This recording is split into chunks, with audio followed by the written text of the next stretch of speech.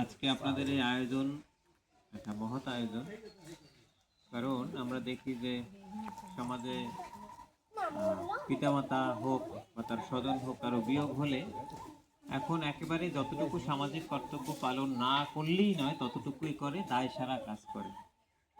আপনারা সেরকম আপনাদের এই বাড়ির কোনো একটা সময় উনি তো হয়তো কর্তা ছিলেন, তো তার বিয়োগে তার এই আত্মার সন্তুষ্টি কামনার্থে আপনারা যে আয়োজন করেছেন বৈষ্ণব ভোজন এবং তার সাথে সাথে হরিকথার আয়োজন করেছেন, এটা অত্যন্ত মাহাত্ম্যপূর্ণ একটি বিষয়। যদিও আসলে আমরা মানুষ খুবই কর্মব্যস্ত, আমরা এতটাই ব্যস্ত যে আধ্যাত্মিক কোনো কর্ম না তো নিজেরা করি, না আমাদের সন্তানদেরকে শিক্ষা দেই। আর যার ফলে হয়তোবা আপনারা যারা যারা এখানে এসেছেন, আপনাদের হৃদয়ে সেই আকুতিটা অনেক বেশি আছে যে না, আমার সেই আত্মার খোরাক আমার জোগানো দরকার। কারণ আপনি সারাদিন বসে থাকলেও আপনার 24 ঘন্টা সময় চলে যাবে, আপনি কিছু করলেও সময় যাবে, না করলেও সময় যাবে, ভগবত কর্ম করলেও সময় যাবে, মায়ার কর্ম করলেও সময় যাবে।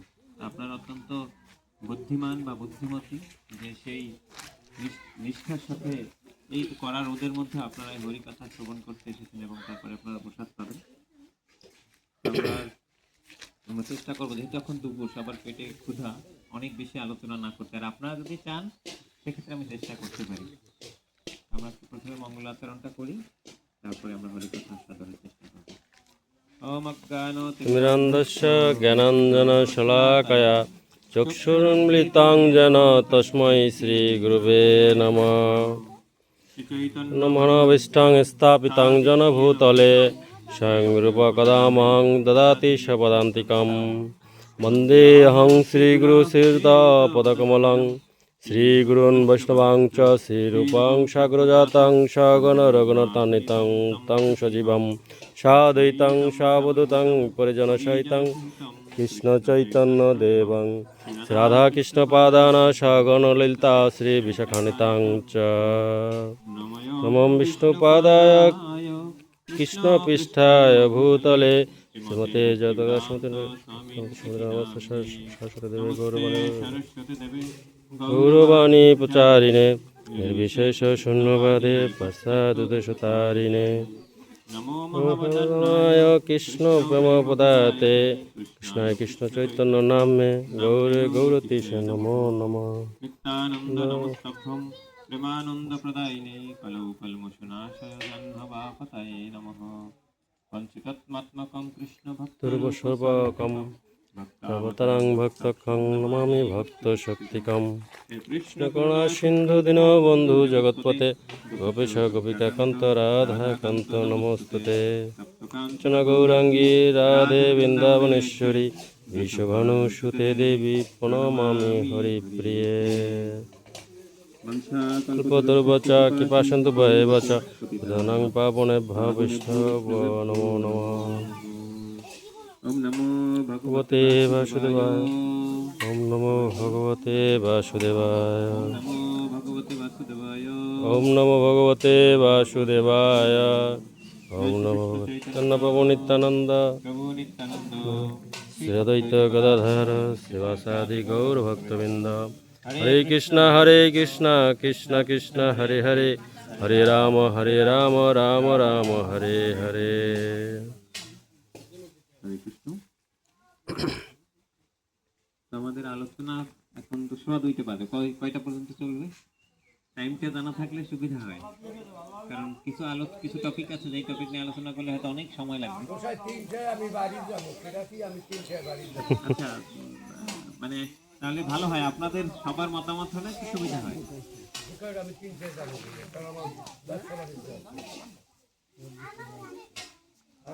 তো এই জগতে 84 লক্ষ প্রজাতির জীব রয়েছে। যারা পিছনে আপনাদের তো একটু সমস্যা হয় মনে হয়, আগে আসেন একটু। এই 84 লক্ষ প্রজাতির জীবেদের মধ্যে মনুষ্য জাতি 4 লক্ষ প্রজাতির আছে মনুষ্য জীব। এখন প্রশ্ন হতে পারে যে আমরা তো সবাই মানুষের মধ্যে আবার 4 লক্ষ কিভাবে? মূলত আমাদের শারীরিক গঠন, আমাদের মানসিকতা, আমাদের চলা, আমাদের কথা, দেখবেন একজনের সাথে একজন কোনোভাবেই শতভাগ মেলে না। দেখবেন কেউ হয়তো খুব সকালে ঘুম থেকে ওঠে, ঘুম থেকে খুব সকালে উঠেই সে ভগবত কথা শ্রবণ করে, ভগবত স্মরণ করে। আবার কাউকে হয়তো বা খুব জোরপূর্বক এগুলো করানো যায় না। এই যে তার মানসিকতার যে পরিবর্তন, মানসিকভাবে যে পার্থক্য, এরকম 4 লক্ষ প্রজাতির জীব রয়েছে। 4 লক্ষ প্রজাতির জীব না, 4 লক্ষ প্রজাতির মানুষের মধ্যে পার্থক্য রয়েছে। তো যেটা আমি পাঠের শুরুতেই বললাম যে সবার চেতনা একরকম না, 5 ধরনের চেতনা রয়েছে: পূর্ণ বিকশিত, বিকশিত, আচ্ছাদিত, মুকুলিত, এভাবে। তো পূর্ণ বিকশিত বা বিকশিত চেতনা, তাদের ভগবত কথার প্রতি, ভগবানের প্রতি তাদের আসক্তি আছে। আর যার ফলে তারা ভগবতমুখী যদি কোনো কার্যক্রম হয়, সেই কার্যক্রমে অংশগ্রহণ করার চেষ্টা করে। তো আপনারা যে এখানে এসেছেন, আপনারা সেরকমই ভাগ্যবান জীব। তো আসলে এইখানে তো অনেক মানুষ আছে, ইচ্ছা করলেই কিন্তু সবাই আসতে পারেন না। কারণ ভগবত কর্মের জায়গাটা, এটা চাইলেই আমার হৃদয়ে হৃদয়ে ওঠা একটা বিষয়, আর সে ওঠার পর সেটাকে বাস্তবায়ন করা আর একটা বিষয়। তো এটা আমার কিভাবে সম্ভব? হ্যাঁ, যদি আমার পূর্বকৃত কোনো সুকৃতি থাকে, যদি সাধু গুরু বৈষ্ণবের কৃপা থাকে, তখনই আসলে এই ধরনের সঙ্গ করা যায়। তো কারণ আসলে বৈষ্ণব সঙ্গ, সাধু সঙ্গ, এটা অত্যন্ত দুর্লভ বস্তু। বলা হয়েছে না, সাধু সঙ্গ সর্বশাস্ত্রে কয়, লব মাত্র সাধু সঙ্গ সর্বসিদ্ধি হয়। তো আর লব মানে হচ্ছে 1 সেকেন্ডের 11 ভাগের 1 ভাগ। তো ততটুক সঙ্গ। এখন সাধু সঙ্গ মানে কি? সাধু সঙ্গ মানে কি সাধুর পাশে এসে বসা বা সাধুর সাথে ঘোরা? না, সাধুর যে আচরণ, সেই সাধুর আচরণটাকে নিজে লালন করা, সেই আচরণটাকে নিজের জীবনে প্রয়োগ করা। যাই হোক, তো আমরা এই জগতে যারা আছি, আমরা মূলত কেউ সুখের জন্য এই জগতে আসিনি। আমরা দুঃখ ভোগ করার জন্য এই জগতে আসছি। কেন? আমাদের এখানে 4 ধরনের দুঃখ রয়েছে। জন্মের সময় আপনারা কেউ দেখেছেন, বিশেষ করে মায়েরা তো অনেকেই অন্য মায়েদের কাছে থাকেন, যে বাচ্চা হাসতে হাসতে জন্ম হয়েছে নাকি কাঁদতে কাঁদতে জন্ম হয়। যদি না কান্না করে, তাহলে আরো তাকে জোর করে কাঁদানো হয়। কান্না করাটাই স্বাভাবিক বিষয়, মানে যদি অস্বাভাবিক হয় তখনই কান্না করে না। তো তার মানে কি, কান্না কি কেউ সুখে করে? হ্যাঁ, সুখে কান্নাটা হয় কখন? যখন সে বুঝতে পারে। বাচ্চা তো আর বোঝে না। তার মানে কান্না স্বাভাবিকভাবেই আমরা কান্নাকে ধরে নিই, এটা দুঃখের কোনো প্রকাশ। তারপরে কি? জন্ম। আবার মৃত্যুর সময় হাসতে হাসতে মারা যায় হয়তোবা 2-4 জন মনীষী ব্যক্তি। সবাই হাসতে হাসতে, অনেকের দেখা যায় মলমূত্র ত্যাগ করে ফেলে, চোখ উল্টে যায়, নাক মুখ বাঁকা হয়ে যায়, হয় না এমন? তো মৃত্যুর সময়টা অত্যন্ত যন্ত্রণাদায়ক। আর কি, আর দুটা, জন্ম মৃত্যু বললাম, এই দুটার মাঝখানে আছে কি? জরা আর ব্যাধি। আমরা সবাই চাই একটু ইয়ং থাকতে, যাতে আমাদের বয়সের ছাপটা না পড়ে, গায়ের চাম যাতে টান টান থাকে। আর কি? ব্যাধি। ব্যাধির বাইরে কেউ না, আমাদের সবারই কম বেশি রোগ ব্যাধি রয়েছে। আর আমি যেহেতু এই সেক্টরটার সাথে যুক্ত, স্বাস্থ্য সেবার সাথে যুক্ত, দেখি অনেক মানুষ হয়তো বা দেখতে অনেক সুস্থ সবল মনে হয়, কিন্তু ভিতরে দেখা যায় অনেক বড় বড় রোগ পুষছে। তো এই 4টা দুঃখের বাইরে কি আমরা কেউ আছি? কেউই আমরা এই 4টা দুঃখের বাইরে নেই। গেল ওই 4টা দুঃখ। যখন আমাদের শরীরটায় কি আছে দেখেন, হিসাব করা কয়েকটা বস্তু। বাইরে আছে একটা চাম, তার ভিতরে হাড্ডি আর মাংস, এই তো আমার শরীরের বেসিক কিছু, আর কয়েকটা অর্গান। এখান থেকে যদি আমাদের আত্মাটা বের হয়ে যায়, তখন এই শরীরের আর কোনো মূল্য থাকে না। তখন এই শরীরে 3 ধরনের গতি হয়। 3 ধরনের গতি কিরকম? তাই আমরা সাধারণত কি করি? অন্ত্যেষ্টিক্রিয়া, দাহ কার্য করে ফেলি, যেখানে পঞ্চ ধূতে সেটা বিলীন হয়ে যায়। এছাড়া যদি আমাদের এই দেহটাকে যদি সরাসরি মাটি দেওয়া হয়, সেটা হবে কি? কৃমি, কীট, পোকামাকড়ের খাবার, বা সেখানে পোকা বাসা বাঁধবে। আর না হলে কি হয়, সেটা যদি সরাসরি কোনো পশুর কোনো কিছুর খাদ্য হয়, সেই খাদ্যটা কি হয়? আমরা যা কিছু খাই সেটা বিষটা হয়ে যায়। আর কি, আর যদি সেটা মাটিতে ফেলে রাখা, সেটা পচে যাবে, এই তো। আর পোড়ালে ছাই হবে। গতি তো এর বাইরে কোনো কিছু হয় না। তো সেই শরীরটাকে নিয়েই তো আমাদের যত অহংকার, আমাদের একে অপরের সাথে যত শত্রুতা, সব এই শরীরটাকে ঘিরে। অথচ শ্রীমদ্ ভগবত গীতার সেই 2য় অধ্যায় কি বলা হয়েছে? নৈনং ছিন্দন্তি শস্ত্রাণি নৈনম দহতি পাবক ন চৈনম ক্লেদয়ন্তি ন শোষয়তি মারুত। এটা কি করা যায় না? ছিন্দতি, ছেদন করা যায় না। দহতি পাবক, এটাকে দহন করা যায় না। তারপরে সেটাকে কাটা যায় না, সেটা আহ, জলের দ্বারা কোনো কিছু করা যায় না। কিন্তু দেখুন, আমাদের সেই অহংকারের বশবর্তী হয়ে আমরা নিজেরা নিজেদের স্বরূপ ভুলে যাই। তাই মহাপ্রভুকে প্রশ্ন করেছিলেন, কে আমি, কেন আমার যারে তাপত্রয়, আমি কে? আমাদের মধ্যে যদি আমরা এই প্রশ্ন করি যে আচ্ছা আমি আসলে কে, এই জড়জগতে আমার কেনই বা আসা, আর এই জড়জগতে এসে আমি কেন দুঃখ কষ্ট পাচ্ছি? আমরা তিনভাবে দুঃখ পাই না? একটা হচ্ছে কি, যেমন তিন ধরনের দুঃখ তো, আদি আত্মিক, আদি ভৌতিক, আদি দৈবিক। অর্থাৎ এই যে ধরেন এখন তীব্র গরম পড়ছে, এটা এক প্রকারের দুঃখ। তো এই দুঃখটা কি, এটা দৈব ভাবে হয়, আদি দৈবিক। আবার রাত্রে বেলা তো মশা মাছি কামড় দেয়, এটা হচ্ছে অন্য জীবের মাধ্যমে আমরা কষ্ট পাই, এটাকে বলা হয় আদি ভৌতিক। আবার আমরা দেখা যায় নিজে নিজে কষ্ট পাই না অনেক সময়। ধরুন কাউকে খুব কারো প্রতি খুব রাগ বা বিরক্ত হয়ে তাকে অনেক কটু কথা বলে ফেলেছি, তখন নিজে যখন একান্তে বসি তখন মনে হয় আচ্ছা আমি মনে হয় ভুল করলাম, আমি এই ব্যক্তিকে এত খারাপ ভাবে কিছু বললাম, তখন নিজের মধ্যে একটা কষ্ট কাজ করে। তো এইভাবে আমরা কিন্তু দুঃখ পাই। তো আমাদের প্রকৃত প্রশ্ন আসলে আমি কে? আমরা যত জীব রয়েছি আমাদের প্রকৃত পরিচয়টা কি?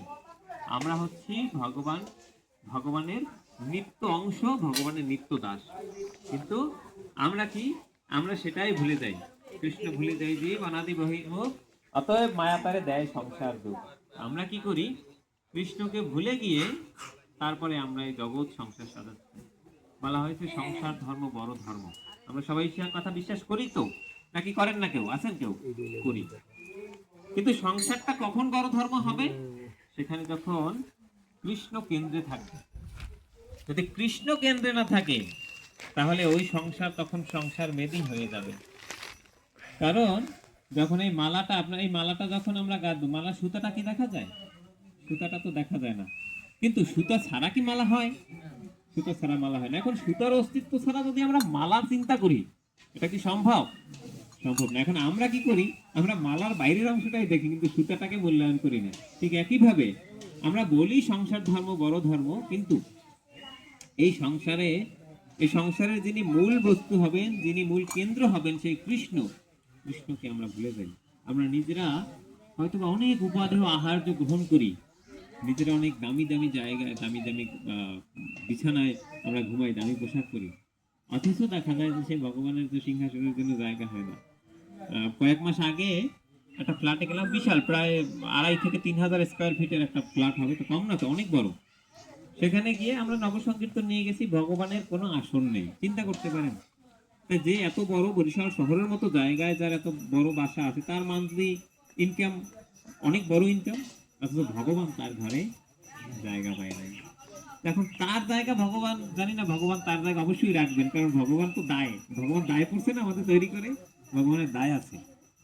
কেন? যদি দায় না থাকে, আপনি আমি আমরা জন্মের আগে আমার জন্য যা কিছু প্রয়োজন সেটা ভগবান সৃষ্টি করেছে কিনা? আমি মাতৃ জঠরে থাকতে আমার খাবারটা কি হবে, আমি সেখানে কিভাবে শ্বাস নিব, সবকিছু ভগবান সেট করে রাখছে। তার মানে আমি আমার জন্য যতটুকু চিন্তা করি, তার চেয়ে ভগবান আমার জন্য বেশি চিন্তা করে। আমরা আসলে অনেক সময় বলে দেয়, আরো আমরা যখন কষ্টে থাকি তখন আরো বলি যে ভগবান আমাকে অনেক কষ্ট দিচ্ছে, কিন্তু আমি কৃতজ্ঞতা স্বীকার করি না। যদি এখানে কারো অভিজ্ঞতা আছে কিনা আমি জানি না, যে অসুস্থ হয়ে অক্সিজেন মাস্ক কারো মুখে দিতে হয়েছে কিনা। যদি অক্সিজেন মাস্ক মুখে দেওয়া লাগে, তাদের অভিজ্ঞতা আছে, কয়েক ঘন্টা দিলেই তো বিশাল অ্যামাউন্টের একটা বিল জমা হয়ে যায়। বিদ্যুতের লাইন যদি 3 মাস বন্ধ থাকে, এখন মনে হয় 1 মাস করছে এটা, বিল যদি 3 মাস না দেয় তাহলে কি করে? লাইন আর রাখে? লাইনটা কেটে দেয়। আচ্ছা, একটা বিশাল একটা সূর্য তো আমাদের তাপ দিচ্ছে, আলো দিচ্ছে, সকালবেলা অক্সিজেন পাচ্ছি, একেবারে প্রাণ ভরে অক্সিজেনটা নিচ্ছি, প্রকৃতি থেকে জল পাচ্ছি, কই ভগবান তো একদিনও আমাদেরকে বলেন যে তোমার বিলটা তুমি দাও। অথচ আমাদের অনেক অভিযোগ, আমি এত কষ্ট পাই কেন, আমি এত দুঃখ পাই কেন? বলছে না, শ্রীমদ্ ভাগবতমে বলা হয়েছে যে আমরা যে কষ্ট বা দুঃখ পাই, এটা তো আমার অর্জিত, আমার প্রারব্ধ। কিভাবে? আমরা ভাগ্য কি, আমরা বলি না ভাগ্যের উপর ছেড়ে দিয়ে, আসলে আমার ভাগ্যটা কি? ভাগ্যটা হচ্ছে যে আমি পূর্ববর্তী জন্মে আমি ভগবানের কাছে কি কি চেয়েছিলাম, তা আমরা সারা জীবনের যত কিছু সব তো আমরা পাই না। তো মৃত্যুর সময় সেই সারা জীবনের চাওয়া, যেমন যে যে কাজ করে তার কিন্তু ওই কাজের অভ্যাসটা দীর্ঘদিন থেকে যায়। যেমন ধরুন যে বাসের হেল্পার, যদি ওই রাতে ঘুমায়ও তারপরে মাঝে মাঝে গায়ে ডাইনে ভাই উস্তাদ থামো, এরকম কিন্তু হয়। কারণ আমি 2020 সালে 2019-এ আমি যখন প্রথম চাকরিতে জয়েন করি, তখন ওই ঘুমের মধ্যেও যখন ট্রেনিং চলে আমার ঘুমের মধ্যেও মনে হয় আমি ওই অফিসের কথাগুলো বলছিলাম। তো এরকম হয় অভ্যাস। এখন আমার সারা জীবন আমরা যে কর্ম করি, যে অভ্যাস থাকবে, আমার মৃত্যুর সময় কি তার বাইরে কিছু হবে? সবাই কি অজামিল? তো তাও তো অজামিলকে তো ভগবান তার ওই নারায়ণ নাম হিসেবে সে তার মানে তার ছেলে হিসেবে নারায়ণ নামটা মনে করছে। সে তো আর ভগবানের নাম নারায়ণ সেইটা মনে করেনি। তো এখন কি হয়, আমরা যখন এই জগতে আমরা কি চাই, আমরা জগতে প্রভাব চাই, আমরা প্রতিপত্তি চাই, দুর্গাপূজার সময় প্রার্থনা করি আমাকে ধন দাও, আমাকে জন দাও, আমাকে সম্পত্তি দাও, তাই না? আমরা প্রভাব চাই। তো আমরা তো সারা জীবন এটা পাই না। আমরা অনেক বেশি অনেক খেতে চাই, আমরা অনেক কিছু সঞ্চয় করতে চাই, তো সবকিছু তো সম্ভব না। ভগবান মৃত্যুর শেষ সময়েও এই বাসনাগুলো আমাদের মধ্যে থাকে। তখন কি, তখন ভগবান বলে ঠিক আছে, তোমার এত কিছু যখন চাওয়া তুমি সবকিছুই পাবে, কিন্তু তুমি তো আমার ভজনা করো নাই।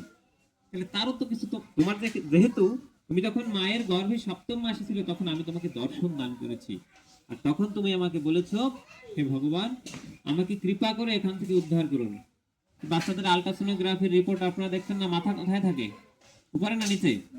নিচের দিকে মাথা থাকে। আচ্ছা, আমাদের কাউকে যদি ওইরকম মাথা নিচের দিকে দিয়ে রাখে কত সময় থাকতে পারবো? কঠিন ব্যাপার না? থাকে কি ঠিক? অনেক সময় জল কমে গেলে তখন তাড়াতাড়ি সিজার করে ফেলতে হয় নাকি? তো ওই জল মানে কিন্তু মূত্রের চেয়ে উন্নত কিছু না। তাই আমাদের জীবিত একটা মানুষকে যদি ওইখানে রাখে কেমন লাগবে? তো সেইখানে 7ম মাসে ভগবানকে দর্শন দেয়, ভগবান দর্শন দেয়, তখন ভগবানের কাছে আমরা প্রত্যেকেই আমরা সেই প্রতিজ্ঞা করেছি, হে ভগবান কৃপা করে আমাকে এই যে এখানে মায়ের গর্ভে যে যন্ত্রণা আছে এই যন্ত্রণা থেকে মুক্তি দিয়ে আমাকে বাইরে আনুন। আমি এই জগতে এসে আপনার ভজন বই অন্য কিছু করব না। তো কি করি? জন্মের পর আমরা ভগবানকেই ভুলে যাই, অন্য সবকিছু ঠিক থাকে। তো এরকম সেই সব ভগবান আবার মৃত্যুর সময় মনে করিয়ে দেবে তোমার তো সেই প্রতিজ্ঞা তো তুমি আসলে কোনোটাই পালন করোনি, কিন্তু বাসনাও কম ত্যাগ করতে পারি। তখন ভগবান কি বলে, ঠিক আছে তোমার এই বাসনা এ জন্মে যেহেতু পূরণ হয়নি, ঠিক আছে সামনের জন্মে হবে, কিন্তু আমি যে এই সারা জীবন যে ভগবানকে না ডেকে শুধু অপকর্ম করেছি তার ফল কি হবে না? তো সেটা আমি ভোগ করবো কখন? তার পরের জন্মে। কিরকম? এই যেমন আমরা যখন পড়াশোনা করেছি, ক্লাস 3-তে যখন পরীক্ষা দিয়েছি, ওই পরীক্ষার অনুসারেই তো রেজাল্ট হয়ে 4-এ আমার রোল নাম্বার হয়েছে, ঠিক কি না? কি আমি কঠিন কথা বলছি? 3-র পরীক্ষা অনুসারে 4-এর রোল নাম্বার, আবার 4-এর পরীক্ষা অনুসারে 5-এর রোল নাম্বার। এখন আমাদের পূর্ববর্তী জন্মে আমার কি চাওয়া ছিল, আমার কি কর্ম ছিল, সেই কর্ম অনুসারেই সেই কাজের আমার চাওয়া অনুসারে আমার এই জন্ম। এই জন্য আমার যা কিছু ঘটছে আমার জীবনে ওটা আমার নিজেরই অর্জন করা পূর্বে, সেটা ভালো হোক কিংবা মন্দ হোক। কেউ হয়তো প্রার্থনা করছে, হে ভগবান আমি এই জন্মে তো তোমার কোনো সেবা করতে পারিনি, তোমার জন্য তপস্যা করতে পারিনি, তোমার ভজন করতে পারিনি, তাহলে আমাকে এমন ভাবে আমার পরের জন্ম দাও যেখানে আমি তোমার ভজন করতে পারি। কারণ এখানেও আছে, ভগবান বলছে যে আসলে আমার যে ভজনা যদি কেউ করে, যেখানে শেষ হয় সেখান থেকে আবার শুরু হয়। যেমন উদাহরণস্বরূপ বলা যায়, যদি কেউ মাস্টার ডিগ্রি পাশ করেও তার মারা যায়, আবার যদি তার জন্ম হয়, তাহলে তার কি ছোটবেলা থেকেই মানে একেবারে ক খ গ ঘ সেখান থেকেই পড়তে শুরু করতে হবে, নাকি সে জন্মের পরে চাকরি করতে পারবে? কি জন্মের পরে চাকরি করতে পারবে? তার পূর্ববর্তী জ্ঞান কাজ করবে না। কিন্তু ভগবান এখানে বলছে যদি কেউ ভগবত কর্ম করে, যেখানে শেষ করছে সেইখান থেকে শুরু। অনেক সময় এমন হয় না যে আমাদের সমাজে দেখা যায় যে কেউ হয়তো বা খুব ভালোভাবে হরিনাম জপ করছে, একাদশী করছে, অনেক কিছু করছে, হঠাৎ করে সে ফল ডাউন হয়ে গেল, সে কোনো কিছুই ভগবত কর্ম করে না, তো তার কি গতি হবে? এই প্রশ্নে কিন্তু অর্জুন এই প্রশ্ন করেছিলেন। তো তখন ভগবান বলছে না, সে যতটুকু করছে ততটুকু তার সাথেই থাকবে, এবং সে পরবর্তীতে যখন শুরু করবে ওই জায়গা থেকে সে শুরু করবে।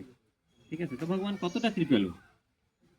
যাই হোক, আজকে যেহেতু সেই বিদেহী আত্মার সদ্গতি কামনায় আপনাদের এই ভাগবতী আলোচনা, তো আমরা একটা উপাখ্যান আস্বাদন করব। এটা হচ্ছে, কেন আমরা মৃত ব্যক্তির উদ্দেশ্যে বা প্রয়াত ব্যক্তির উদ্দেশ্যে কেন আমরা এই হরিকথার আয়োজন করব, কেন শ্রীমদ্ ভাগবত পাঠ বা শ্রীমদ্ ভগবত গীতা পাঠ এর আয়োজন করব। সাধারণত কোনো প্রয়াত আত্মার উদ্দেশ্যে শ্রীমদ্ ভাগবত পাঠ বা শ্রীমদ্ ভগবত গীতা পাঠ, হরিনাম যজ্ঞ, দান বা বৈষ্ণব সভা এইগুলোরই আয়োজন করা হয়, নাকি এর বাইরে তো অন্য ওইরকম কিছু করা হয় না। তো বলা হয় এই কলিযুগের জন্য সর্বশ্রেষ্ঠ হচ্ছে হরিনাম সংকীর্তন। আর এই ভাগবত এটা হচ্ছে পরিপক্ক একেবারে সুনিষ্ঠ ফলের মতো ভাগবত রস। যেমন আপনারা দেখবেন যারা মোটামুটি ভাগবত আস্বাদন করেন, গীতা এটা হচ্ছে জ্ঞানের কথা, তো জ্ঞানের কথা কিন্তু কারো বেশি সময় শুনতে ভালো লাগে না, ঠিক কিনা? কিন্তু যদি একটু রসালো কথা হয় সারাদিন শোনা যায়। এই জন্য ভাগবত গীতা দেখবেন 4-5টা শ্লোক পড়ার পর ভালো লাগে না, ধৈর্য লাগে না। কিন্তু ভাগবতম দেখবেন যে আপনি পড়তে থাকবেন দেখবেন যত পড়বেন তত বেশি ভালো লাগে।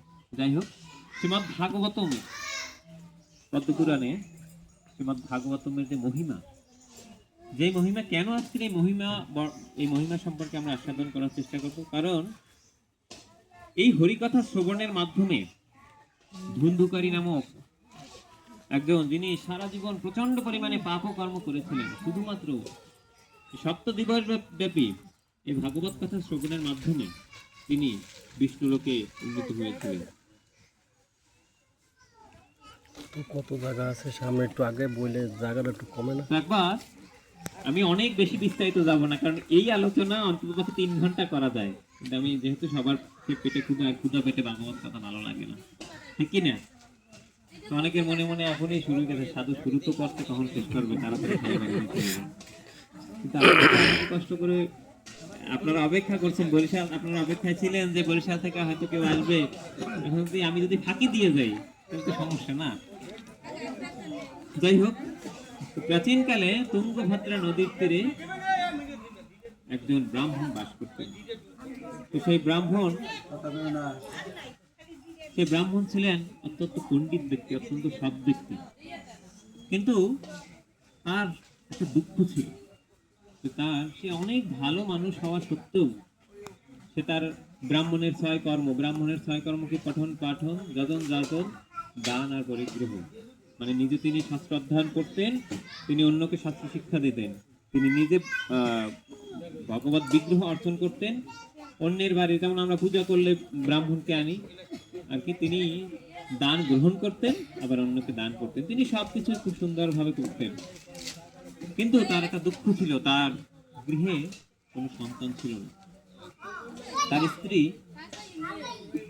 স্ত্রী ছিলেন মানে একটু বেশি কথা বলতেন।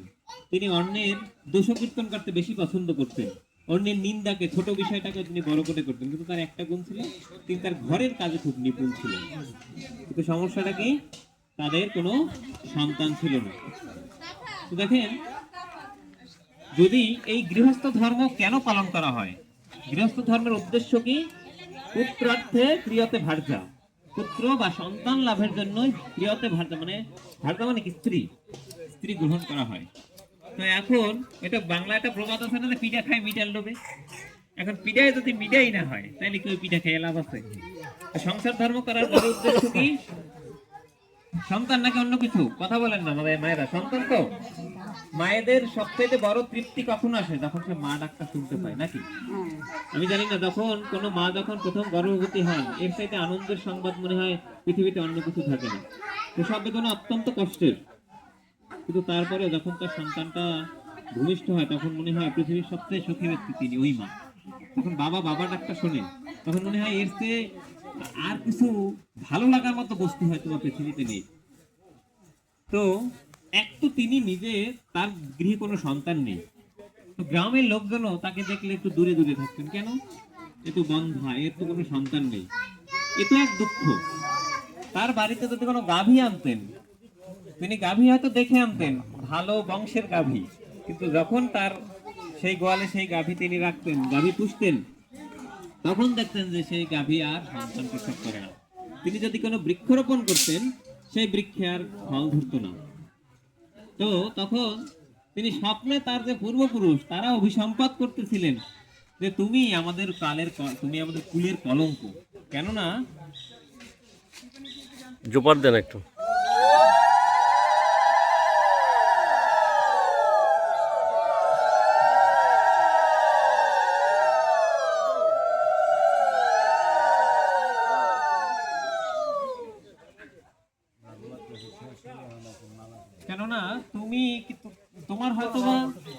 তুমি হয়তোবা এমনই যে তুমি পূর্বকৃত তোমার অনেক বেশি পাপ ছিল, তোমার এই পাপের ফলে তুমি নিজে তো বন্ধা, তোমার গৃহে কোনো সন্তান আসে না, তোমার গাভী পর্যন্ত তোমার এখানে গর্ভবতী হয় না, তোমার গাছে ফুটে, এবং তোমার যে তুমি যে তর্পণ করো সেই তর্পণ কিন্তু জলও আমরা গ্রহণ করতে পারিনি। তো এটা অত্যন্ত কষ্টের কথা না? তখন তর্পণ ক্রিয়া করে দুর্গাপূজার আগে। দুর্গাপূজার আগে কি জানো প্রভু? মহালয়া। হ্যাঁ, মহালয়া। এটা হচ্ছে যে অমাবস্যা তিথির পরেই তো শুরু হয়। তো তিনি এই দুঃখে একবার চলে গেলেন যে না, এই গৃহ আমি ত্যাগ করব। কারণ যেখানে গৃহস্থ মানেই তার পত্নী থাকবে, তার সন্তান থাকবে। আমার তো পত্নী আছে কিন্তু আমার তো সন্তান নেই, তাইলে আমার আসলে এই গৃহস্থ জীবন আশ্রয় করে আমার লাভটা কোথায়? তিনি চলে গেলেন যে না, আমি এই গৃহে থাকবো না, আজকে দু চোখ যেদিকে আমি সেদিকে চলে যাবো। তখন তিনি গ্রাম থেকে বাইরে বের হয়ে গেলেন। তো হাঁটতে হাঁটতে হাঁটতে হাঁটতে তিনি প্রচন্ড তৃষ্ণার্ত হয়ে গেলেন। তো তৃষ্ণার্ত হয়ে গিয়ে একটি সরোবরের পাশে তিনি বসলেন। সেখানে গিয়ে তিনি জল পান করলেন। ইতোমধ্যে সেখানে দেখলেন এক সন্ন্যাসী, তিনিও সেখানে আসলেন।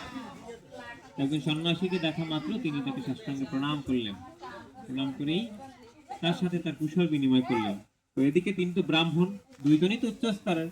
কারণ আমরা এই যে ব্রাহ্মণ, ক্ষত্রিয়, বৈশ্য, শূদ্রের মধ্যে 4 বর্ণের মধ্যে সবচেয়ে উচ্চ বর্ণের হচ্ছে ব্রাহ্মণ। আবার আশ্রমের মধ্যে সবচেয়ে উচ্চ আশ্রমের হচ্ছেন সন্ন্যাসী। তো দুজনই দুজনকে সেইভাবে সম্মান প্রদর্শন করলেন। তো তখন যেহেতু সেই যে সন্ন্যাসী তিনি তো ত্রিকালজ্ঞ, তার কপালের ভাঁজ দেখে তিনি তখন অত্যন্ত শঙ্কিত হলেন। হায় হায়, এর কপালে তো দুঃখের প্রচন্ড অনেক দুঃখ আছে। তারপর বললেন যে ব্রাহ্মণ দেবতা, আপনি কেমন আছেন? আপনার কুশলাদি জিজ্ঞাসা করলেন। তখন তিনি কান্না করে বললেন যে আপনি তো ত্রিকালজ্ঞ, আপনি তো সবই জানেন, তা আমি তো এরকম বন্ধা, আমার স্ত্রী, আমার কোনো সন্তান হচ্ছে না। সবকিছু তার জীবনের ঘটনা সবকিছু খুলে বললেন।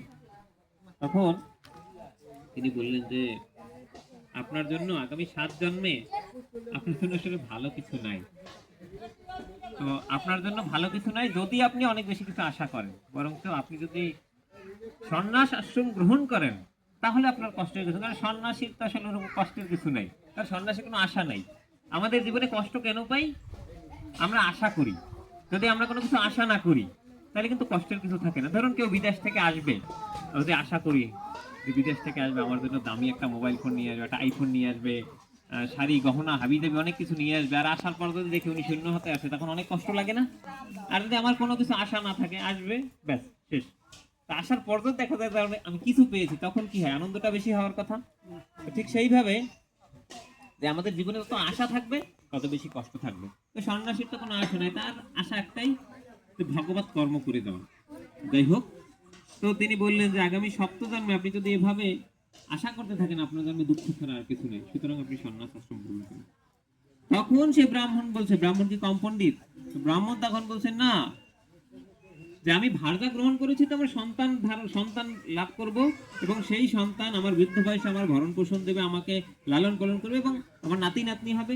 আমি পরম আনন্দে আগে আমার বৃদ্ধ হয়ে যাবো, তারপর একদিন টুক করে মরে যাবো, শেষ। এখন সন্ন্যাসী কি করবেন? তখন সন্ন্যাসী তাকে অনেক উপাখ্যান বললেন। দেখুন, এই জড়জগৎ তো অনেক কষ্টের জায়গা, এখানে অনেক কিছু বলার পরও তার তো ওই ব্রাহ্মণ কিন্তু নাথুর বান্দা। বলছে না, আপনি যেহেতু এত কিছুই জানেন, তাহলে আমার কিভাবে সন্তান হবে সেটাও আপনি জানেন। তো তখন ঠিক আছে, উনি তখন দৈবযোগে একটা ফল আনলেন। উনি ফলটা এনে বলছেন আপনি এই ফলটা নিয়ে যাবেন, এবং আপনার যে স্ত্রী, তার স্ত্রীর নাম ছিল ধুন্ধুলি, মনে থাকবে নামটা কি? ধুন্ধুলি। তো সেই স্ত্রীকে আপনি দিবেন। স্ত্রীকে দিলে তিনি গর্ভবতী হবেন এবং আপনি সুসন্তানের পিতা হবেন। যাক, তিনি অতি আনন্দে বাড়িতে গেলেন এবং স্ত্রীর কাছে সবকিছু খুলে বললেন। কারণ স্ত্রীর একটা বৈশিষ্ট্য কি ছিল? স্ত্রী ছিলেন, উনি একটু বেশি কথা বলতেন, বাচাল প্রকৃতির, এবং উনি অন্যের নিন্দামন্দ বেশি পছন্দ করতেন। কিন্তু ওনার একটা গুণ ছিল, তিনি ওনার গৃহকর্মে খুব ভালো পটু ছিলেন। তো উনি এই কথা বলার পরে ওনার ভিতরে একটা, অনেক আছে না যারা নেতিবাচক চিন্তা করে, খারাপ চিন্তা করে, তারা কিন্তু খারাপ বিষয়ে বেশি ভাবে। উনি চিন্তা করলেন, হ্যাঁ হ্যাঁ, আমি তো শুনছি সন্তান ধারণ করলে নাকি আমি বেশি খেতে পারবো না, খাওয়া দাওয়া তো কমে যাবে, তারপরে আমি একটু মশলাদার খাবার পছন্দ করি, সেটা তো খেতে পারবো না, এরপরে আমি তো অন্যের বাড়ি যাই একটু দুই সের কথা বলি, এর কথা ওর কানে লাগাই, আমি তো গর্ভবতী হই, কিন্তু এইটাও সম্ভব না। এরপরে যদি এমনও হয়তো যে বাচ্চা প্রসবের সময় নাকি খুব যন্ত্রণা হয়, এমনকি মারাও যায়, বাবা দরকার নেই, আমার বাচ্চা লাগবে না, বাচ্চা ছাড়াই আমি আরামে আছি, আমি ভালো আছি। তো এই এর মধ্যে কিছুদিনের মধ্যে ওনার এর যে বোন, সে আবার গর্ভবতী ছিল, ধুন্ধুলির বোন। তো বোন আসার পর বলছে, বোন আমি তো একটা বিপদে পড়ছি, যে তোমার জামাই বাবু সেরকম একটা ফল নিয়ে আসছে, ফলটা খেলেই নাকি আমি গর্ভবতী হয়ে যাব এবং আমার সন্তান আসবে। তখন বোন বলছে যে, বোন তোমার এত চিন্তার কিছু নেই, আমি নিজে গর্ভবতী আছি, তো আমার সন্তানটা আমি তোমাকে দিয়ে দেবো, তুমি সেইটাকে লালন পালন করবে, আর তুমি এতদিন গর্ভবতীর মতো নিজেকে সেটা নাটক শুরু করবা, অভিনয় করবা। তো এখন তো ভালোই আছে। তো তখন গর্ভবতীর মতো অভিনয় শুরু করছে, দেখে যে না, সেই ব্রাহ্মণ সেই তাকে সমস্ত কর্মে সহযোগিতা করছে। তো তার রান্না বান্না থেকে তার ভোগ অর্পণ সবকিছু ব্রাহ্মণ করছে। ব্যাস, স্ত্রী তো পুরো মহা আনন্দে আছে। তো 6 মাস পরে তার সন্তান হবে এরকম। তো ওই বোন, তার ছোট বোন ছিল আরো কুটিল, তার বড় বোনও কুটিল, ছোট বোনও কুটিল, কুটিলে কুটিলে তো ভালো সম্পর্ক। বলছে, তুমি, আমার তো একটা সন্তান আছে অলরেডি, তাহলে এই আমার এই পরবর্তী সন্তানটা এটা তুমি নেবা, আর যখন জন্ম হবে তখন আমি বলবো যে আমার গর্ভপাত হয়ে গেছে, আর তুমি বলবে যে এটা আমার সন্তান। ব্যাস, মামলা খালাস।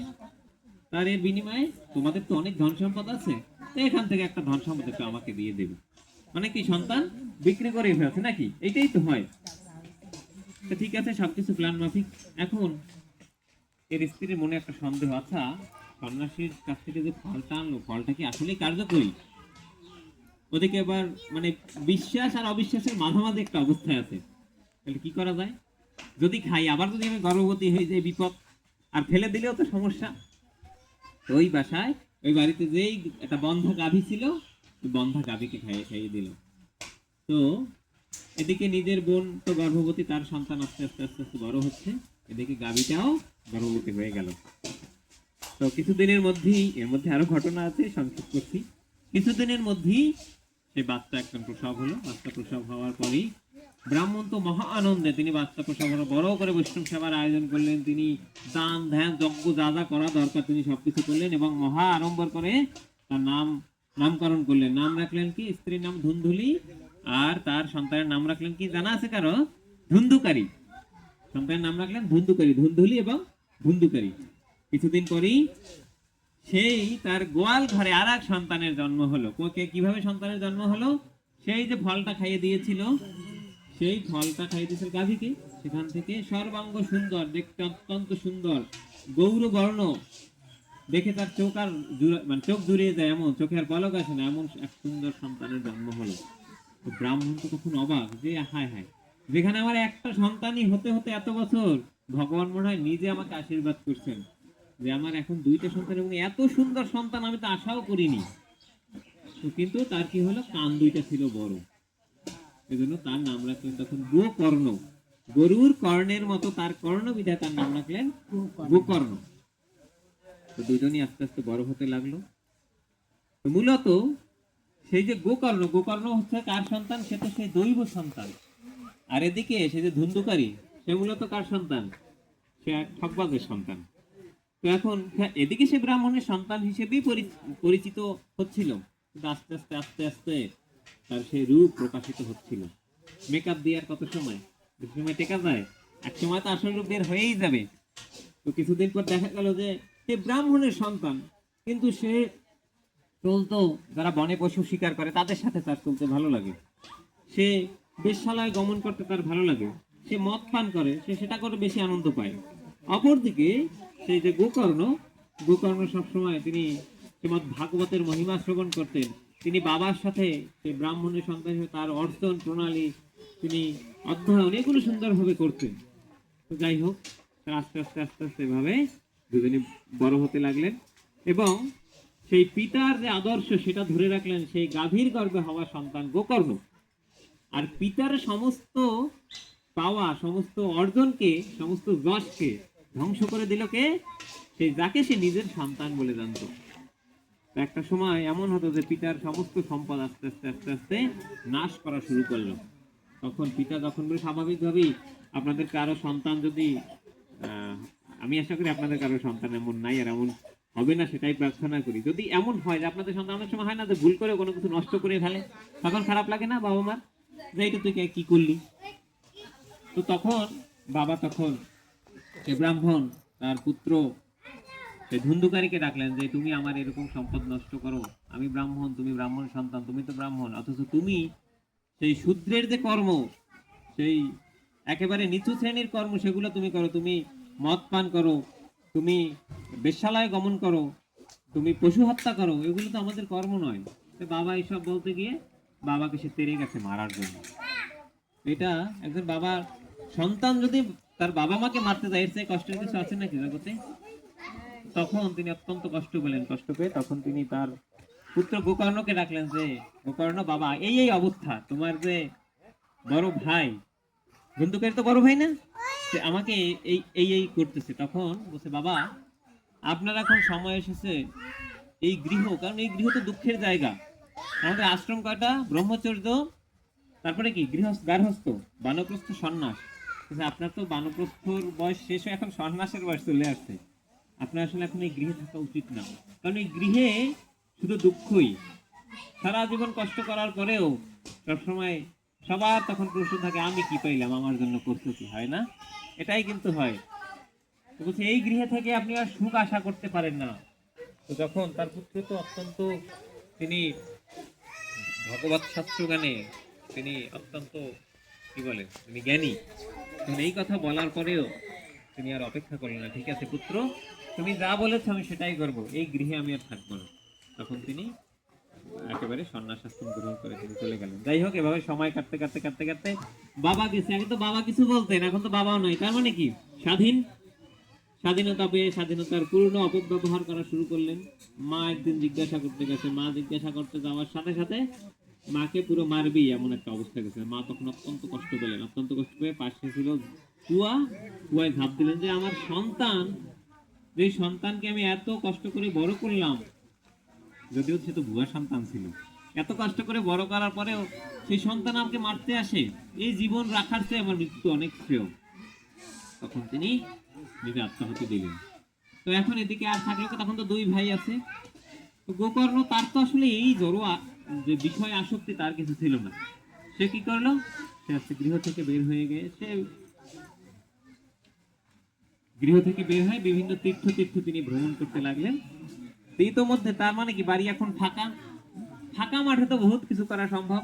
আস্তে আস্তে ধন সম্পদ নষ্ট করে সে কি করছে, আগে তো বেশ্যালয়ে যেত, এখন বাড়িতেই বেশ্যালয় তৈরি করে নিয়েছে। বিভিন্ন সময় বিভিন্ন নর্তকী, খারাপ মানে পতিতা যারা খারাপ মেয়েদের তিনি আনতেন, তাদের সাথে সঙ্গ করতেন। এখন কথা হচ্ছে তারা তো ফ্রি সার্ভিস দিতেন না, তাদের তো টাকা দিতে হতো, তাদের তো স্বর্ণ বা তাদেরকে কোনো মুদ্রা দিতে হতো। তো পাবে কোথায়, বাবার সম্পত্তি তো ইতিমধ্যেই ধ্বংস করে ফেলছে। আস্তে আস্তে কি করলো, যারা নেশা করে দেখবেন, নেশা করতে করতে তারা তো নিজের ধন সম্পদ বিক্রি করে, তারপর কি করে চুরি ডাকাতি ছিনতে এগুলো কিন্তু শুরু করে।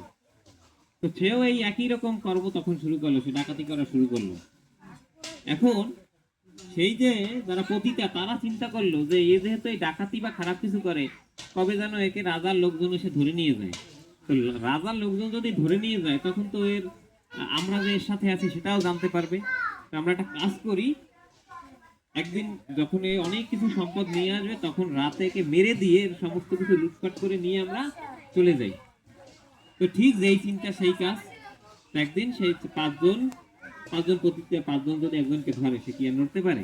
রাতে যখন সেই ধুন্ধুকারী যখন ঘুমিয়েছিলেন তখন তার গলায় ফাঁস দিয়ে কিসের সাথে কি জানো, আরার সাথে ঝুলিয়ে দিলেন, কিন্তু দেখেন যে আসলে তাতে মারা যায়নি। তখন কি করলেন, নামিয়ে গরম যে অঙ্গার, এই যে চুলায় যে কাষ্ঠ, সেই কাষ্ঠ তার মুখের ভিতরে ঢুকিয়ে দিলেন। কাষ্ঠ ঢুকিয়ে এই কাষ্ঠ যখন ঢুকিয়ে দেওয়া হলো তখন তো সে আস্তে আস্তে মারা গেল। তাহলে সারা জীবন করছে কি কোনো ভালো কাজ করছে সারা জীবন, একটা প্রকার অপকর্ম। তার মৃত্যু হয়েছে কাদের হাতে, পতিতাদের হাতে।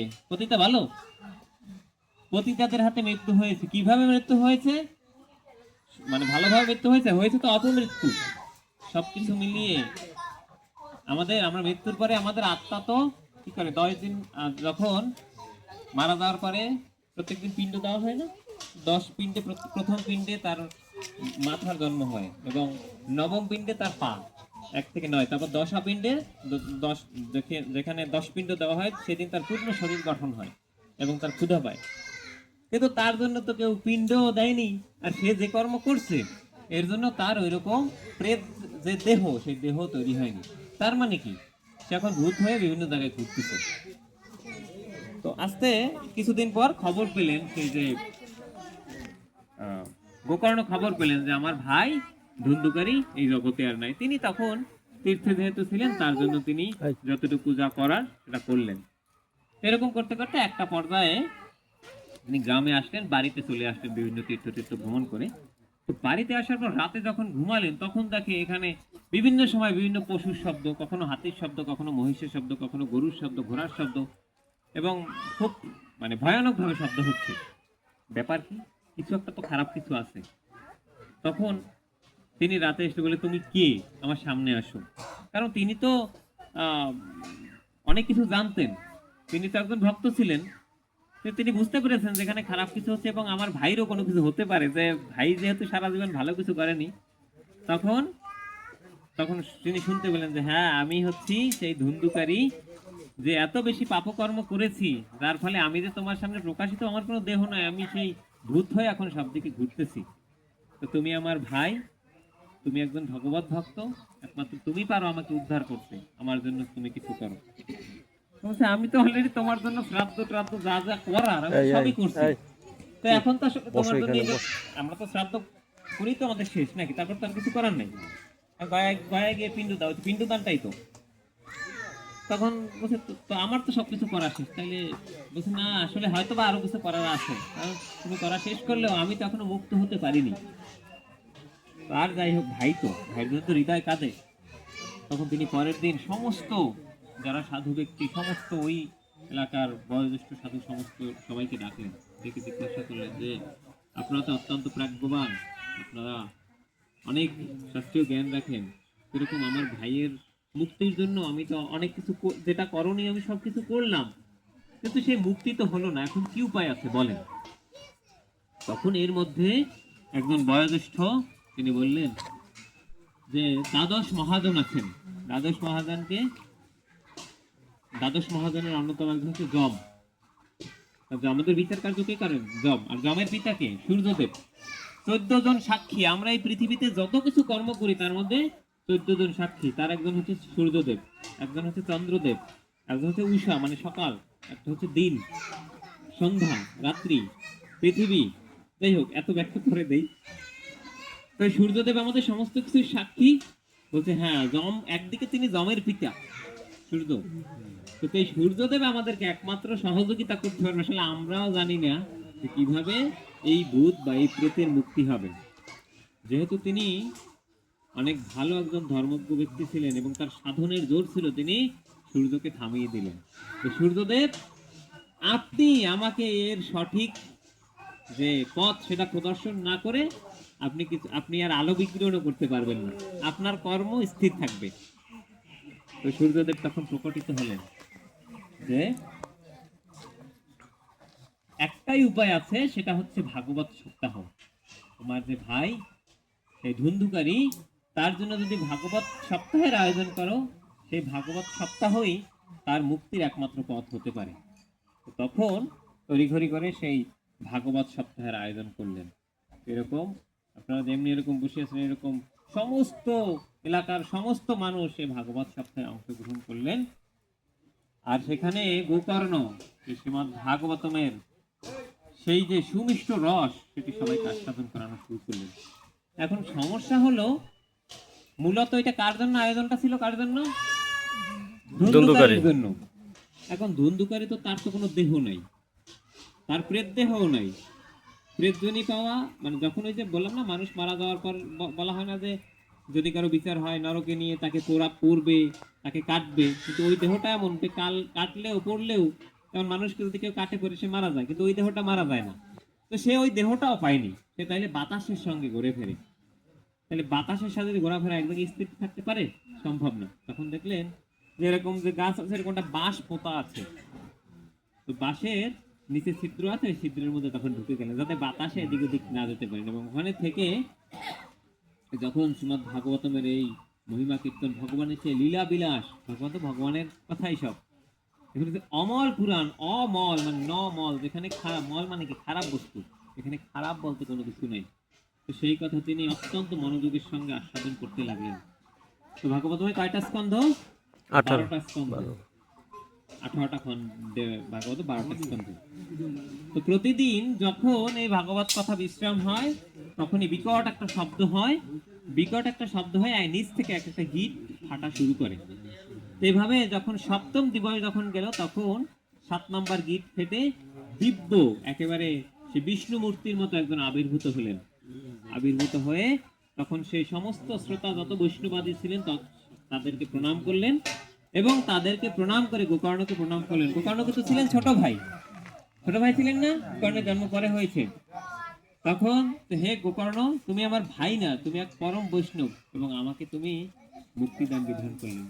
ইতোমধ্যে কি হয়েছে, তখন অন্যান্য সবাই তারা তো সেই ভাগবতের মহিমা কীর্তন সেটা শুনে তারা তো অত্যন্ত আপ্লুত, এবং যখন দেখলেন যে গোকর্ণ তার এই ভাগবত মহিমা, তার এই কথা শুনে সে এরকম একজন বদ্ধ যে হচ্ছে ভূত হয়েছিল, সে এত সুন্দর বিষ্ণু মূর্তি ধারণ করলেন, সবাই আশ্চর্য হয়ে গেলেন।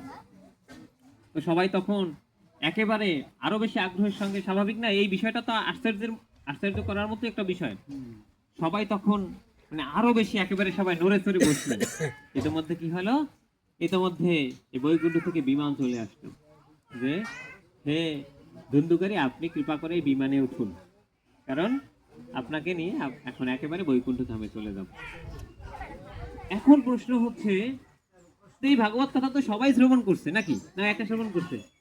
তাহলে অন্য সবাই কই? অন্য সবার জন্য সবাই তখন জিজ্ঞাসা করছে কি ব্যাপার, যে বিমান অন্য সবার জন্য, বিমান তো একটাই হবে না। তো তখন গোকর্ণ জিজ্ঞাসা করছে কি ব্যাপার, সবাই যেহেতু ভাগবত পাঠ শুনছে, বিমান তো এখানে সবার জন্যই আসবে। তখন বিষ্ণু দূতেরা বলছেন, হ্যাঁ সবার জন্য বিমান আসবে, এটা ঠিক, কিন্তু এখন সবার জন্য আসবে না। কেন আসবে না? কারণ সবাই ভাগবত কথা শ্রবণ করছে, কিন্তু মনোযোগ সহকারে সবাই শ্রবণ করেননি। মনোযোগ সহকারে শুধুমাত্র ধুন্ধুকারী শ্রবণ করেছেন। কারণ বলা হয়েছে, যদি কেউ যে অনেক জ্ঞান লাভ করে, কিন্তু অন্যমনস্কভাবে জ্ঞান লাভ করলে ওই জ্ঞান কিন্তু বেশি সময় কাজ করে না, তাই না? জপ করার সময় যদি চিন্তা থাকে, চতুর্দিকে চতুর্চিন্তা থাকে, ওই জপমালায় জপ করা কোনো কাজে দেয় না। ঠিক একইভাবে হরিকথা শ্রবণ করতে এসে তখন যদি বিভিন্ন আনকথা, যেটা আমার এই হরিকথার সাথে সম্পৃক্ত না, সেই কথাগুলো যদি চিন্তা করে, তখন ওই হরিকথা শ্রবণ এটা আসলে কোনো ফলও দিতে পারে না, সেটা কোনো কাজও দেয় না। তো সবার কি হলো, যে সবাই শ্রবণ করেছে, কিন্তু শ্রবণের মধ্যে ঐকান্তিকতা ছিল না। যেহেতু ঐকান্তিকতা ছিল না, সেজন্য আসলে অন্য সবার জন্য সেই বৈকুণ্ঠ বিমান আসেনি। তখন বললেন যে হ্যাঁ, আপনি শ্রাবণ মাসে আবার এরকম ভাগবত সপ্তাহের আয়োজন করবেন। এখন সবাই তখন ওই আশ্চর্যের ঘটনা দেখছেন, নিজেদের মধ্যে তখন কি একটা সৃষ্টি হয়েছে না, আকাঙ্ক্ষা, যে না আমার তো বৈকুণ্ঠ লোকে যেতেই হবে। তো তখন আবার শ্রাবণ মাসে পশু পক্ষী কীট পতঙ্গ সবাই তখন এই ভাগবত কথা শ্রবণ করতে আসলেন, এবং তখন দিব্য বিমানে সে সমস্ত ভক্তদেরকে বৈকুণ্ঠে নিয়ে গেলেন। জয় শ্রীমৎ ভাগবতম আমার।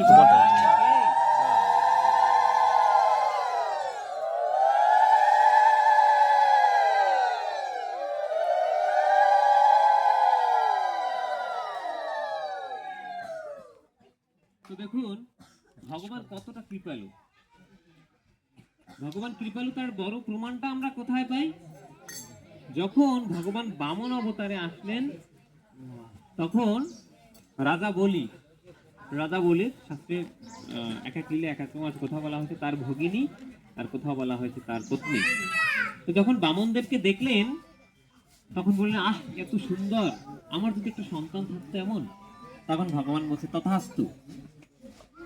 যখন বলি মহারাজকে পাতালে পাঠিয়ে দিলেন, তখন বলছে এমন সন্তানকে বিষ খাইয়ে যদি মেরে ফেলতে পারতাম, সন্তান তো আগেই বলছে, ভগবান হচ্ছে তথাস্তু, বিষ খাওয়াতে পারতাম এরকম। তো যখন ভগবান দাপর যুগে কৃষ্ণরূপে এলেন, তখন পুতনা রাক্ষসী, সেই যে যিনি এই আকাঙ্ক্ষা করেছিলেন, তিনি হচ্ছেন পুতনা রাক্ষসী। সেই পুতনা রাক্ষসী তার স্থান পান করিয়েছিলেন না? কীর্তন পান করাতে গিয়েছিলেন। তো যখন পুতনা রাক্ষসী যখন তাকে যখন উদ্ধার করা হয়, পুতনা রাক্ষসী বধ বলা হয় বধ, কিন্তু তাকে তো উদ্ধার করা হয়েছে। তো ভগবান তখন বলেছেন যে না না, পুতনা রাক্ষসীকে স্থান দেবে কোথায়? সে তো আমার লোকে যাবে। কেন?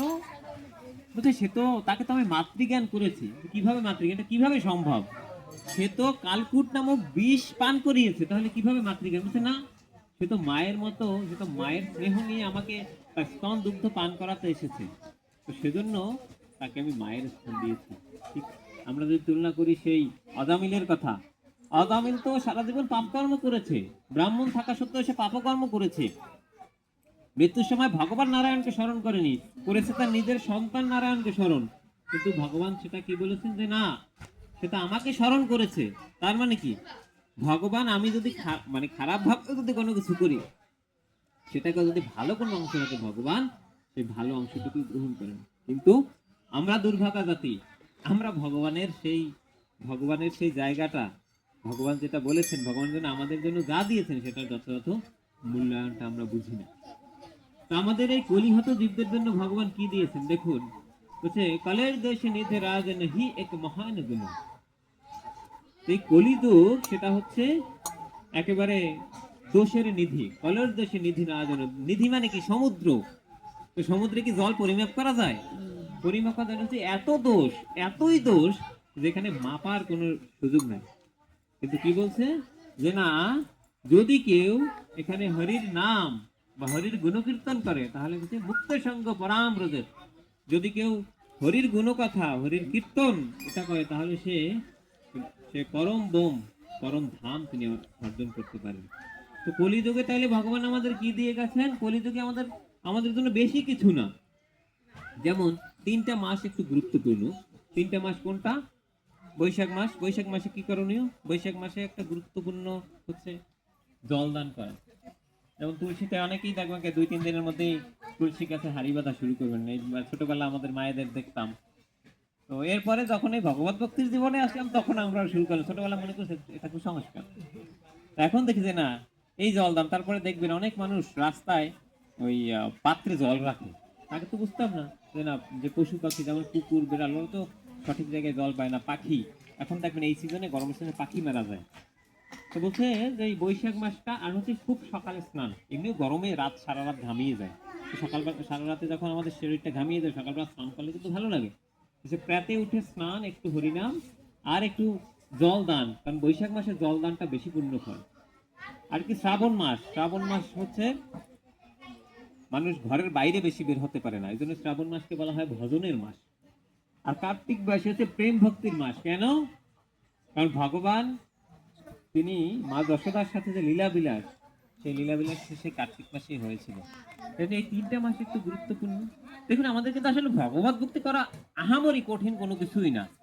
এখন কথা হচ্ছে কি, আমরা অভ্যস্ত, আমরা যখন ভালো কোনো কাজে অভ্যস্ত থাকি, তখন সেই ভালোটা করতে থাকি। আর যখন খারাপ কাজে অভ্যস্ত থাকি, সেখান থেকে ভালো আসতে এই মাঝখানের যে সময়টা, সেটা একটা কঠিন সময়। সেই মাঝখানের সময়টা পার করতে পারি না বিধেই আমরা হয়তো একটা জায়গায় থেমে থাকি। তো কি বলছে যে কলিযুগে আর কি, যে 15 দিন পর পর একটা একাদশীর উপবাস। কালকে একাদশী, কি একাদশী জানেন তো সবাই? গরুথিনী একাদশী আগামীকাল। 15 দিন পর একটা একাদশীর উপবাস, এটা পালন করা আহামরি কঠিন কিছুই না। পঞ্চরবি শস্য বাদ দিয়ে খাওয়া। এখন যদি কত বউ পারণ যায় না, হয়তো আমাদের এরকম গ্যাস্ট্রিক। কেন? পঞ্চরবি শস্য বাদ দিয়ে কি খাবারের অভাব করছে জগতে? এখন কিছু মানুষ আছে যে না, মানে সে থাকবে না তো থাকবেই না, আপনি যতই বোঝান। তাদেরকে বোঝানোর আমাদের কাজ, আমরা শুধু বলতেই পারি, করবে কিনা তার ব্যাপার। কিন্তু ভগবান তো বলছে যে পঞ্চরবিশেষের মধ্যে পাপও বিরাজ করে। তাহলে এখন পাপকে গ্রহণ করবে আর পাপকে গ্রহণ করবে না, সেটা তার বিষয়। আর কি?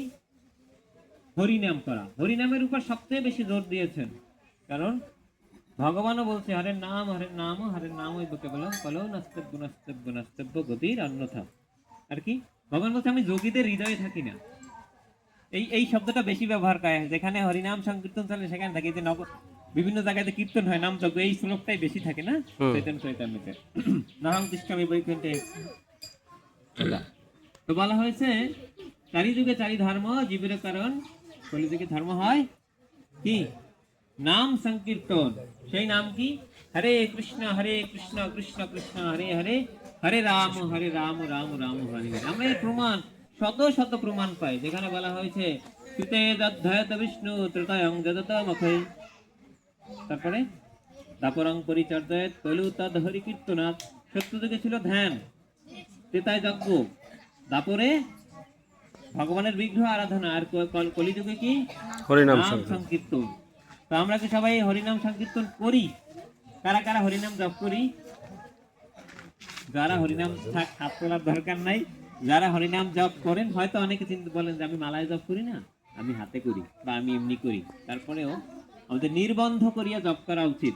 যেহেতু এটা আমার কথা না, বা অন্য কোনো সাধু ব্যক্তির কথা না, বা আপনার কথা না, ভগবান বলেছেন, তো সেজন্য আমাদের কি করা উচিত? হরিনাম জপটা একটু করা উচিত। আর হচ্ছে 15 দিন পর একটা উপবাস। উপবাস করলে শুধুমাত্র যে আমার আধ্যাত্মিক উপকার সেটা না, অনেকেই ক্যান্সারের রোগী হয় না? বর্তমানে তো বহুত ধরনের ক্যান্সার আছে, ব্রেন ক্যান্সার আছে, পেশি ক্যান্সার আছে, স্কিন ক্যান্সার আছে, এই স্টমাকে ক্যান্সার হয়, লিভারে ক্যান্সার হয়, ভ্যারাইটিস ধরনের সমস্যা আছে। ক্যান্সার মানে কি, যারা মেডিকেল সায়েন্সে যদি কেউ থাকেন, কোষের অস্বাভাবিক বৃদ্ধি। তা আমাদের শরীরে প্রতিনিয়ত কোষ তৈরি হয়, কোষ মারা যায়। যেমন এটার প্রমাণ কি?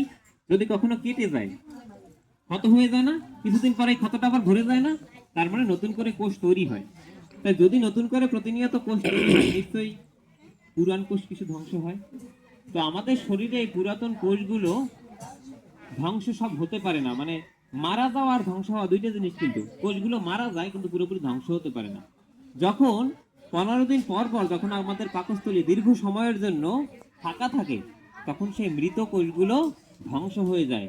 আর মৃত কোষগুলো যখন ধ্বংস হয়ে যায়, তখন এই ক্যান্সার হওয়ার সম্ভাবনা অনেকাংশে কমে যায়। তো শুধুমাত্র এই সনাতন ধর্ম যে শুধুমাত্র আমার আধ্যাত্মিক উন্নতির কথা বলে তা না, আমার জাগতিক বা স্বাস্থ্যবিধি সম্পর্কেও বলে।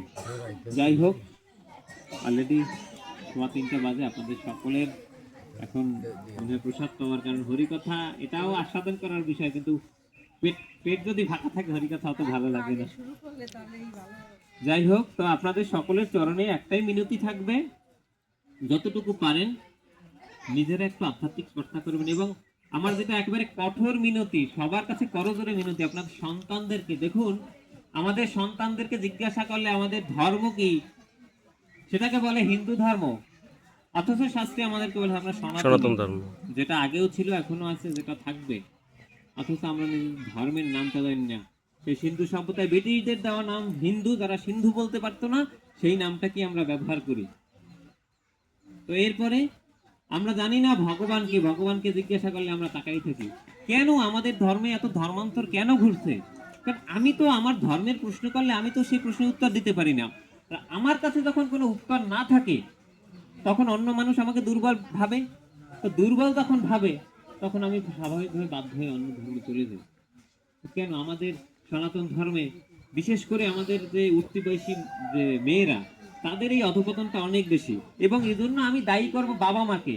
কারণ বাবা মা তাদের হাজার হাজার লাখ লাখ টাকা খরচ করে গানের টিউশনি, নাচের টিউশনি, চোদ্দ গোষ্ঠীর সমস্ত টিউশনির ব্যবস্থা করে, কিন্তু একটা গীতা 550 টাকা একটা গীতা কিনতে, এটা কিনতে তাদের অনেক বেশি কষ্ট হয়। আর ওই সন্তান যখন তার বংশে চুনকালি দিয়ে যখন অন্য চলে যায়, তখন আমার মনে হয় তার এত কষ্ট লাগে না, আমি জানি না। তো এই জন্য যে নিজের ভালো পাগলেও বোঝে, এখন নিজের এই ভালোটা করার জন্য আমাদের উচিত নিজেদেরকে একটু শাস্ত্রগ্রন্থ অধ্যয়ন করা, একটু সময়ের জন্য হলেও নিজের সন্তানদেরকে অনুপ্রাণিত করা, যে না, এই জড় শিক্ষার পাশাপাশি একটু আধ্যাত্মিক শিক্ষা অর্জন করার।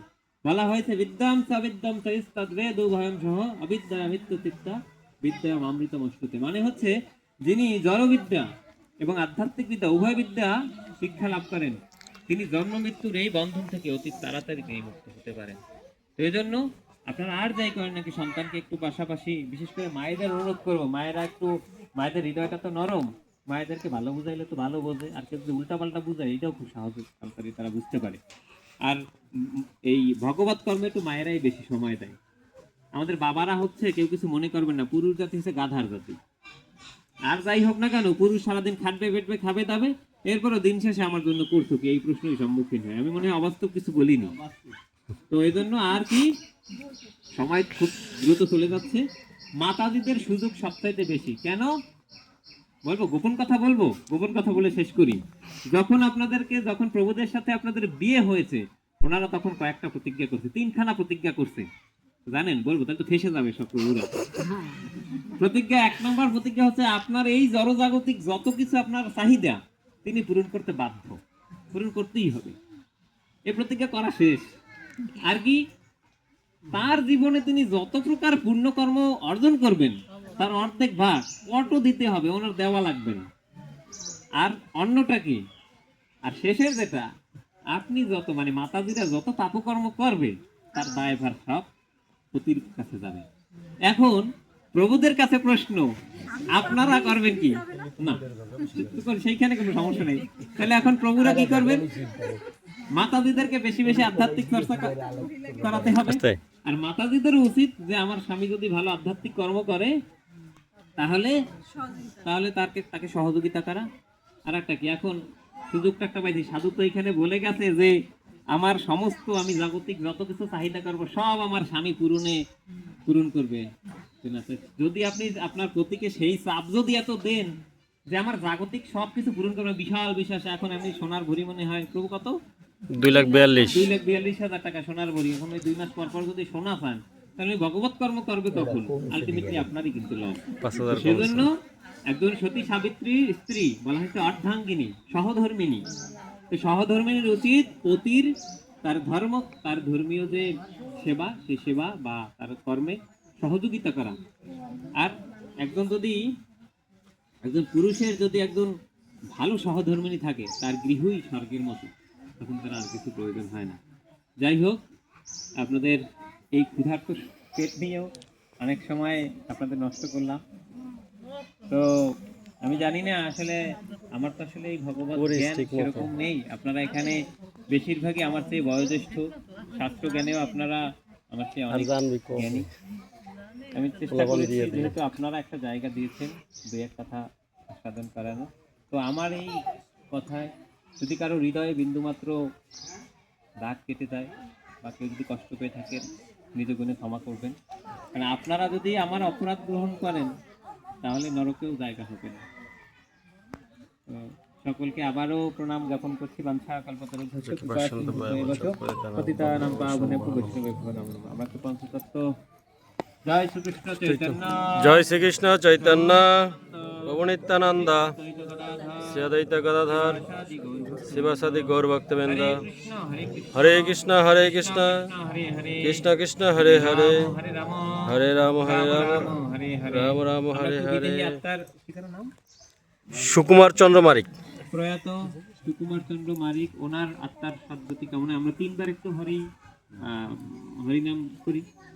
হরে কৃষ্ণ হরে কৃষ্ণ হরে হরে, কৃষ্ণ কৃষ্ণ হরে হরে, হরে রাম রাম রাম হরে হরে। হরে কৃষ্ণ কৃষ্ণ কৃষ্ণ হরে হরে, হরে রাম রাম রাম হরে হরে। হরে কৃষ্ণ কৃষ্ণ কৃষ্ণ হরে হরে, হরে রাম রাম রাম হরে হরে। জয় জয় প্রয়াত আত্মার সদ্গতি কামনায় মহাবৈষ্ণবীয় ভাগবতী অনুষ্ঠান মালা কি জয়। জয় ভক্ত গৃহে বৈষ্ণব সেবা কি জয়। অংশগ্রহণকারী গৌর ভক্ত বৃন্দ কি জয়। সমাবেত গৌর ভক্ত বৃন্দ কি জয়। জয় নিতাই গৌর প্রেমানন্দে হরে হরে বলো। হরে কৃষ্ণ। একাদশী স্টার্ট আমার কাছে বেশ কিছু একাদশী স্টার্ট আছে, আমার মনে হয় সবাই নিতে পারবে।